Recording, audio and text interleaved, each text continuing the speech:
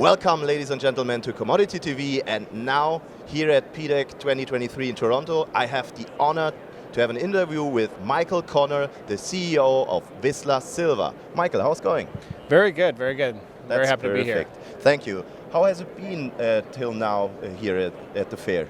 It's been good. Really just starting, but things that I'm noticing, a lot of talk about lithium and battery metals, which maybe counterintuitively I think is quite good for silver, because silver is very important for the electrification of the future. Exactly. It's one of the major components for the solar revolution, I would say. That's right, and electric vehicles as well. Exactly. And so we are coming to Vizsla Silver. What's going on in the company?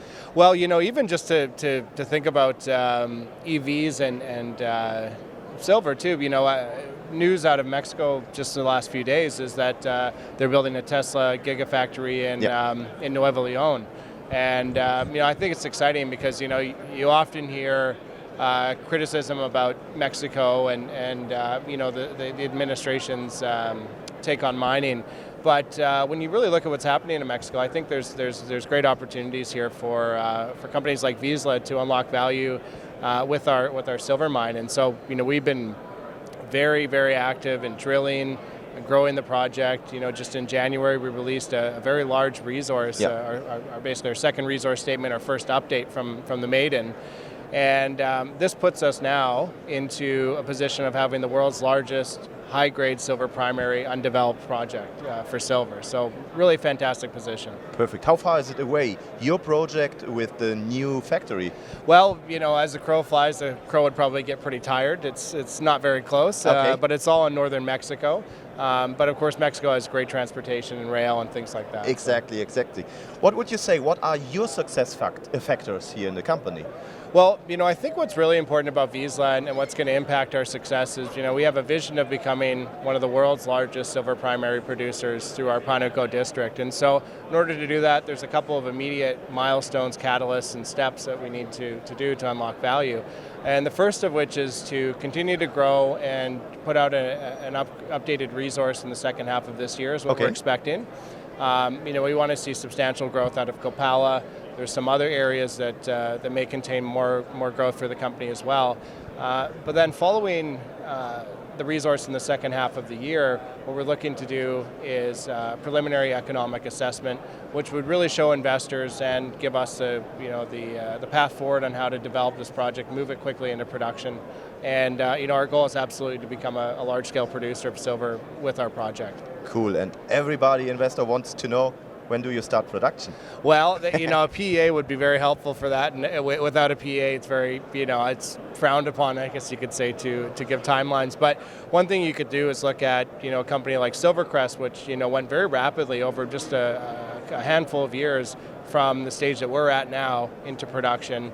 And I suspect that we would be on a very similar trajectory. So I don't think this is going to be very, it'll probably fly by, between now and the time we're actually in production for investors. So. Okay, and what are the next milestones to reach in the future, in the short future? Short future, really, there's a couple of more nuanced things. We want to see new discoveries, and one area that's particularly exciting for us is the Copala area, and specifically the uplifted block of Copala.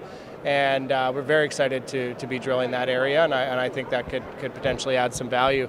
But really, the two KPIs or milestones for us here in the coming months is really to continue to move towards that updated resource in the second half of the year, and then following that, be able to put project economics out. So in order to do that, we have to do some levels of kind of early engineering.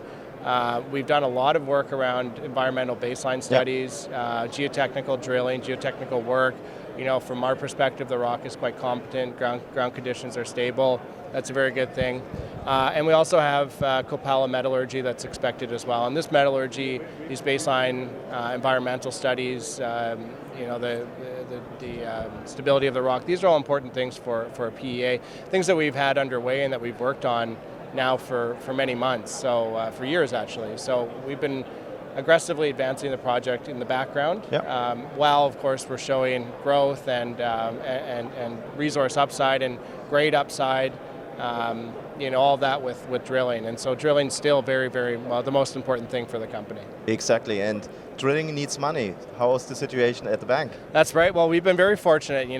Vizsla has incredible shareholders that have been very supportive of us. And in the last two financings that we did, one at $1.45 in November of last year, and then more recently at $1.65, we saw the support of some very, very strong institutional shareholders, as well as a couple of new larger institutions that have taken a meaningful position in the company. And as a result of that, we're now very well funded for certainly 12, 18 months of work here, and we have about $55 million in the bank. Wow, that sounds great. Yeah. So news are coming fluently, consistently, yeah. And so the investors can looking forward in order to see the next results. That's right. Yeah, we have steady news. Thank you very much for your time, Mike. Thank you very much. And ladies and gentlemen, you heard it, Vizsla is doing pretty well. They are exploring over and over, so new news are coming soon. And check out the company and we will keep you posted.